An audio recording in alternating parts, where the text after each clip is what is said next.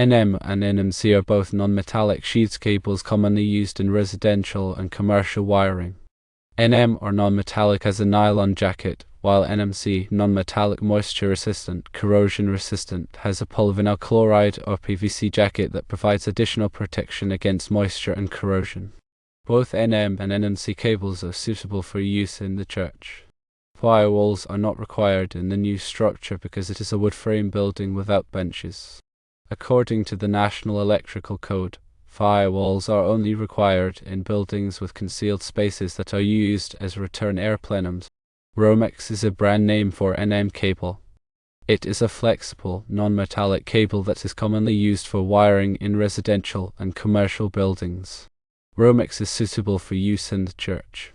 The electrician's choice to use NM or NMC cable with Romex is appropriate for the church.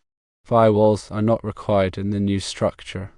When considering electrical wiring for a church structure, several factors come into play, including the type of wiring, the applicable electrical codes such as the National Electrical Code, and specific building characteristics.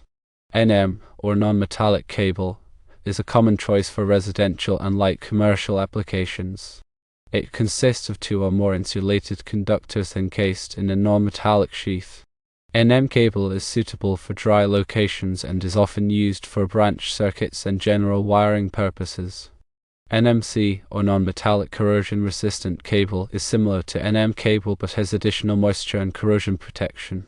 This makes it suitable for damp or corrosive environments. Both NM and NMC cables are versatile options for wiring within a church building. The choice between them depends on the specific environmental conditions. If the church is in a relatively dry environment, NM cable may be sufficient.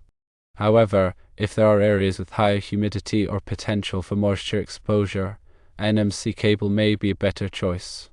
Romex is a brand name commonly associated with NM cable. It is widely recognized and used in the electrical industry. Therefore, using Romex or NM cable is generally acceptable for wiring in a church structure, provided it complies with all applicable codes and regulations. Firewalls are an important aspect of building safety, especially in structures where fire hazards may be present. According to the National Electrical Code, firewalls are designed to prevent the spread of fire and smoke within a building. However, the requirement for firewalls depends on various factors, including the building's construction type, occupancy, and specific code requirements. In the case of a wood frame building without benches, firewalls may not be required, especially if there are no concealed spaces used as return air plenums. Return air plenums are spaces within a building that are used to circulate air back to the heating, ventilation, and air conditioning or HVAC system. If these spaces are concealed, they can pose a fire hazard because they can allow fire and smoke to spread rapidly throughout the building. Therefore, firewalls are often required in such cases to compartmentalize the building and prevent the spread of fire. However, if the church structure does not have concealed spaces used as return air plenums, the requirement for firewalls may be waived.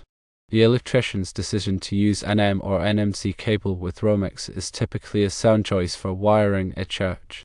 These cables are readily available, easy to install, and provide adequate protection for most electrical circuits. Furthermore, the absence of a requirement for firewalls in the new structure simplifies the wiring process and reduces construction costs. The National Electrical Code, or NEC, is a comprehensive set of standards and guidelines for electrical installations. It is widely adopted in the United States and serves as the basis for electrical codes in many other countries. The NEC covers a wide range of topics, including wiring methods, overcurrent protection, grounding, and equipment installation. When wiring a church or any other building, it is essential to comply with the NEC to ensure safety and code compliance.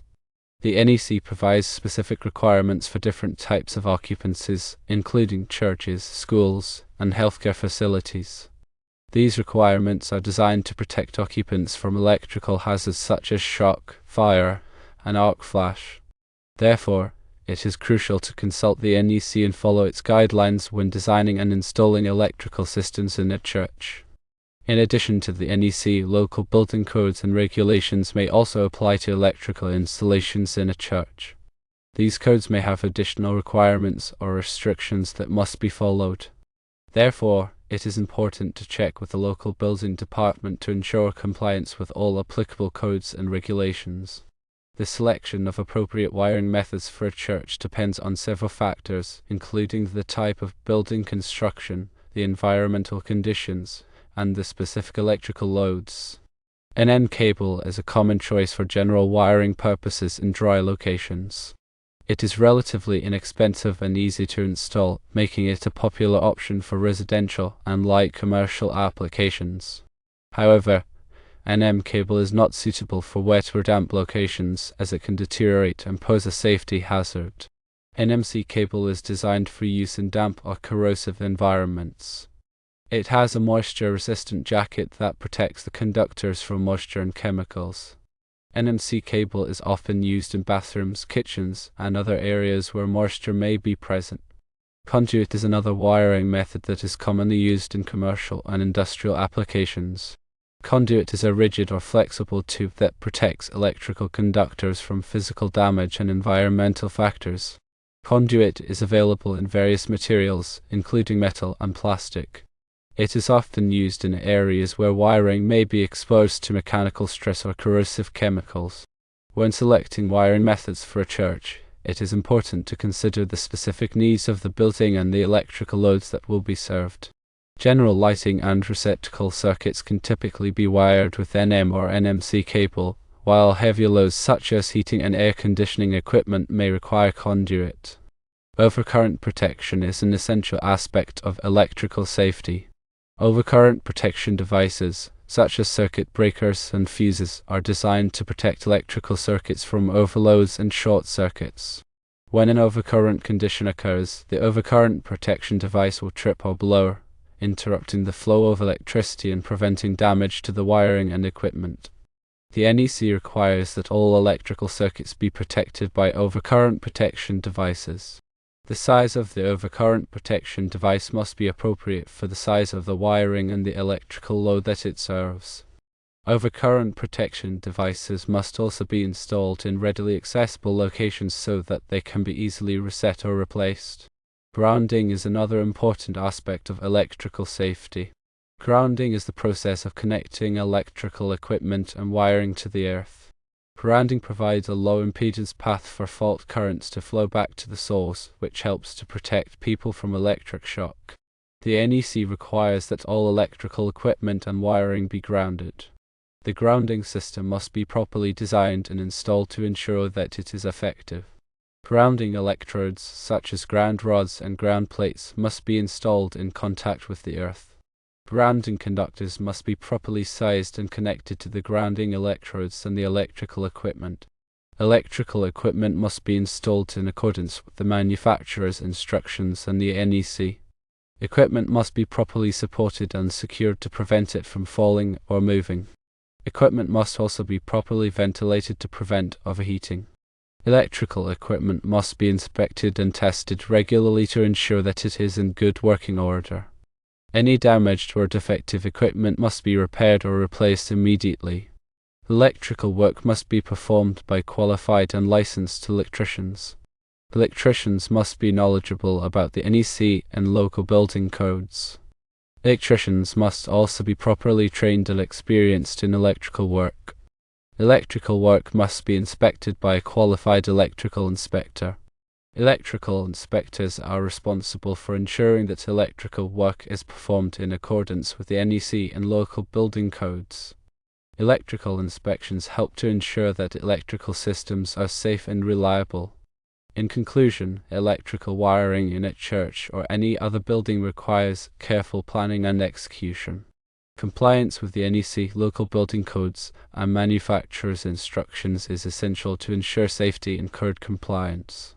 Qualified and licensed electricians should perform all electrical work.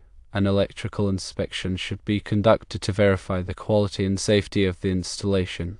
The use of appropriate wiring methods Overcurrent protection, grounding, and equipment installation techniques will help to protect people from electrical hazards and ensure the reliable operation of electrical systems.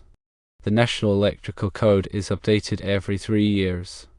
The 2017 version was the edition used in the original response, but it's essential to consult the latest version of the NEC and any local amendments to ensure compliance with current regulations. Key changes in more recent editions may affect requirements for arc fault circuit interrupters or FSIs, ground fault circuit interrupters or GFCIs, surge protection, and other safety measures. Always verify the specific requirements applicable in your jurisdiction. Regarding the selection of NMC, or other wiring methods, consider the specific environmental conditions within the church. For example, if there are areas with high humidity, such as bathrooms or kitchens, NMC cable or conduit may be more appropriate than NM cable. Similarly, if there are areas where the wiring may be exposed to physical damage, such as in unfinished basements or attics, conduit may be necessary to protect the conductors. It's also important to consider the ampacity of the wiring when selecting the appropriate size of conductors for each circuit. The ampacity is the maximum amount of current that a conductor can safely carry without overheating. The NEC provides tables that specify the ampacity of different types of conductors based on their size, insulation, and installation method. The size of the overcurrent protection device, such as a circuit breaker or fuse, must be matched to the ampacity of the wiring to protect the circuit from overloads. In addition to overcurrent protection, ground fault circuit interrupters are often required in certain areas of a church, such as bathrooms, kitchens, and outdoor locations. GFCIs are designed to detect small amounts of current leakage to ground, which can be a sign of a dangerous electrical fault. When a GFCI detects a ground fault, it will quickly trip the circuit, preventing electric shock. The NEC specifies the locations where GFCI protection is required. Arc fault circuit interrupters are also becoming increasingly common in residential and commercial buildings.